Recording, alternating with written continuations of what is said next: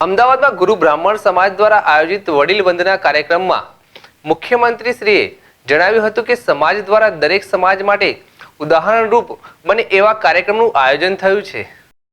અમદાવાદમાં ગુરુ બ્રાહ્મણ સમાજ દ્વારા આયોજિત વડીલ વંદન કાર્યક્રમમાં મુખ્યમંત્રી ભૂપેન્દ્ર પટેલે જણાવ્યું હતું કે આજે ગુરુ બ્રાહ્મણ સમાજના આગેવાનો દ્વારા દરેક સમાજ માટે ઉદાહરણરૂપ બને એવા કાર્યક્રમનું આયોજન કર્યું છે।